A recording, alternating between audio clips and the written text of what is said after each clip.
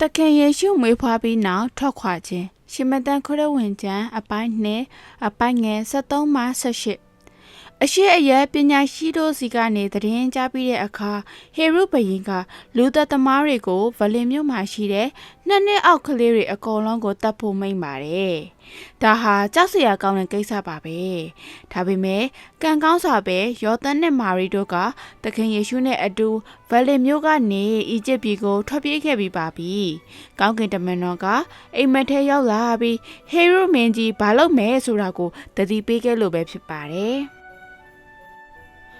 ယောသန်နဲ့မာရီတို့ကောင်းကင်တမန်တော်ကိုတွေ့ဆုံတာပထမဆုံးအချိန်မဟုတ်ပါဘူး။ယောသန်နဲ့မာရီတို့ရှေ့မှာကောင်းကင်တမန်တော်တစ်ပါးက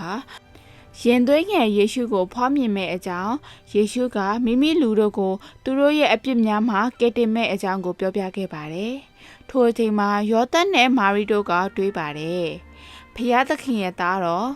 လူအပေါင်းတို့အားကယ်တင်မိကလေးဒီကလေးကိုကျွန်တော်တို့ဘလို့ပြုစုပြုထောင်ရမလဲကျွန်တော်တို့ဘလို့ရှင်သန်ရမလဲလို့တွေးပါတယ်ကလေးငယ်ယေရှုကိုဖွားမြင်ပြီးတဲ့နောက်အရှိအယက်မှာသစိမ်းများကရွှေလော်ပန်မူရတို့ကိုယူဆောင်လာပြီးရောက်ရှိလာတဲ့အခါသူတို့ကရှင်လန်းနေကြပါတယ်ယေရှုကကြီးမားတဲ့ဒုက္ခကိုယူဆောင်လာမယ်လို့စိတ်ကူးမရင်ခဲ့ကြပါဘူးဒါပေမဲ့ဒုတိယကောင်းကင်တမန်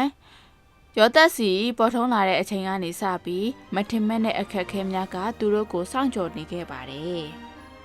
ဟေရုမင်းကြီးကကလေးငယ်တို့ကိုတတ်ဖို့အတွက်ကြံစီနေတာကြောင့်ဝေးတဲ့အီဂျစ်ပြည်သို့ပြေးရမယ်လို့ကောင်းကင်တမန်ကယောသက်အားပြောပြပါတယ်။ယောသက်နဲ့မာရီတို့ထိုသတင်းကိုကြားပြီးဘယ်လိုခံစားရမလဲ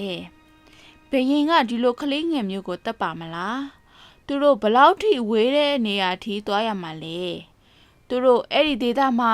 အသိမိတ်ဆွေမရှိပါဘူး။ဘာသာစကားလည်းမသိလို့ခရီးလန့်ကခက်ခဲမှာပါ။ဖျားသခင်ရဲ့သားတော်မွေးဖွားပြီးနောက်သူတို့ကဒီလိုပြေးလွှားနေတဲ့ဘဝကိုနေရမှာလား။မျက်နှာတဲ့အခါသူတို့ကဗလင်မြို့ကနေထွက်ပြီးအီဂျစ်ပြည်ကိုထွက်ပြေးခဲ့ပါတယ်။လမ်းကအခုထပ်ပို့ပြီးကျန်းတန်းပါတယ်။မွေးကစားကလေးငယ်ကိုခေါ်ကရှေးလျားတဲ့တဲခန္ဓာရလမ်းကိုရှောင်လန်းခဲ့ရပါတယ်။သူတို့အတွက်ဘလောက်ခက်ခဲတဲ့ခရီးလမ်းဖြစ်မလဲ။